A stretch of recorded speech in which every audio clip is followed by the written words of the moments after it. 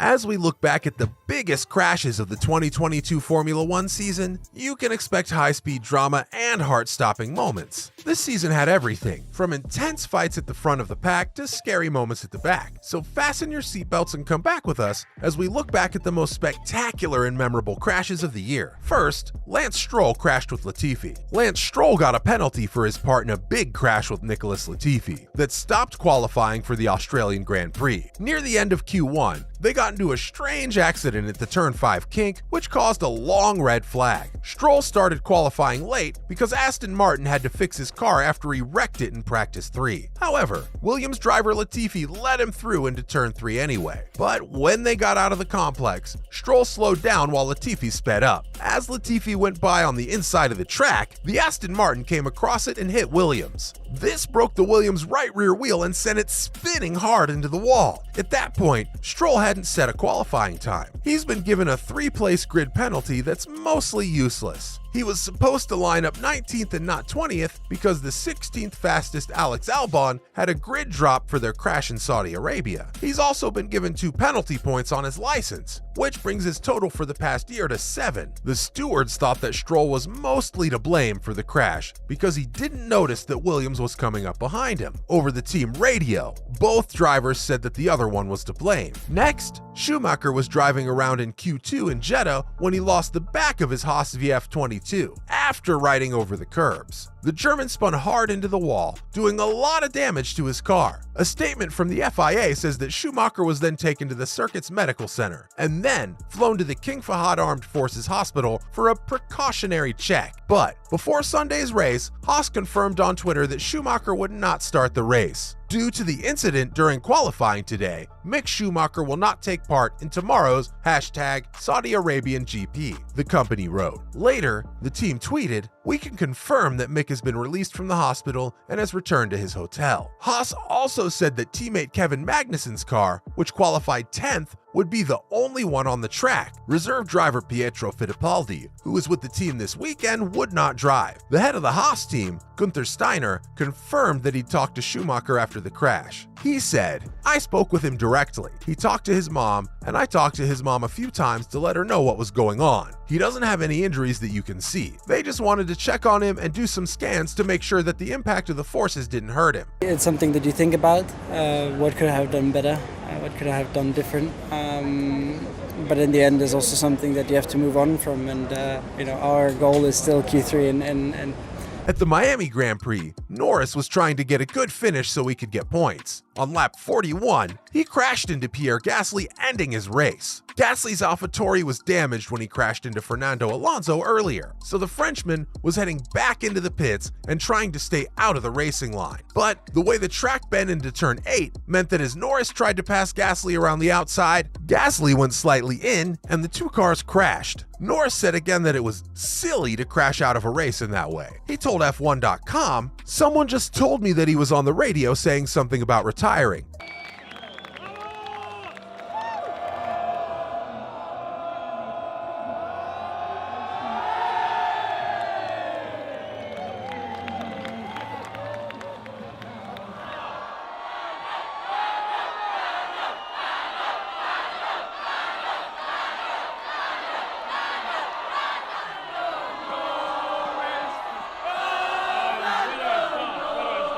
So if that's true, I think what he did was stupid. If you want to stop racing, all you have to do is get out of the way." Norris said that both drivers could be blamed for the accident depending on how you looked at it. If you ask Norris though, Gasly was to blame. Norris dropped to 7th place in the Drivers' Championship with 35 points because he didn't win in Miami.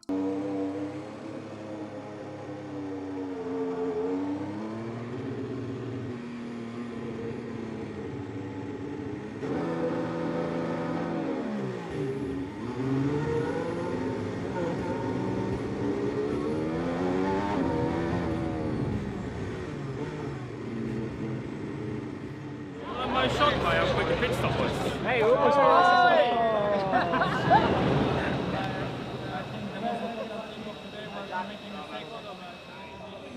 Again on the list, Mick Schumacher's Haas car split in half as he spun out of control and collided with the barrier during a wet Monaco Grand Prix. Even though Schumacher crashed hard into the wall, he was able to get out of the car on his own and was seen talking to a safety marshal as he walked off the track. This shows how well modern Formula One cars protect the driver. On the way to turn 15, the 23-year-old driver lost control of his car because the road was wet. Then his front wing hit the wall, and he was helpless as he spun around and crashed into the Tech Pro barrier. Even though the wall was made of Tech Pro, it was still enough to break the car in half, with the back wing and tires completely separate from the rest of the car. At first, the virtual safety car was used before the real safety car was put in place. The red flag barrier was then shown so that the marshals could fix the barrier. Schumacher said that after the race that he only went about 10 centimeters off the track, but that was enough to send him off the track. During Sunday's race at the Circuit of the Americas, Alonso and Stroll crashed at high speed while going down the back straight. This happened after the Aston Martin driver made a last-minute defensive move to the left. Because of the collision, Alonso's car went up into the air and then back down onto the track. It was damaged, so he had to go slowly back to the pits. Because of the collision, Alonso was able to keep going, but Stroll had to drop out of the race. After the crash, Alonso said on the radio that Stroll had made a very late move, but after seeing the stewards, who gave Stroll a 3-place grid penalty for the next race in Mexico, he wrote it down as a racing accident. Honestly, when you see it on TV, I think it's a racing accident, Alonso said. After Alonso signed a multi-year deal with Aston Martin at the end of August, the two drivers will race together for the team next season. When asked about the incident, Alonso said that he and Stroll were okay now in the stewards' room. Alonso thought that his car was definitely going to be broken, but after getting a new nose and front wing, he was able to keep racing and even move up to 7th place before Haas protested and got him a penalty. Another crash that people will never forget. On Sunday, the 2022 British Grand Prix got off to a scary start. A scary accident involving George Russell and Guan Yu Zhou in particular had to stop the race after just 2 turns. You then explained, we saw you running right across over to Joe.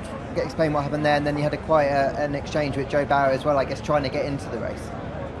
Yeah, because I saw the race with a red flag, so I knew it was safe to jump out. I wanted to go and see if he was okay and if I could have helped in any way.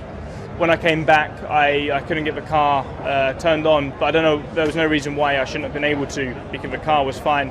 I ran back to the team to check, and when I came back, the car was on the flatbed already, and I asked the marshal to make sure that they didn't pick the car up.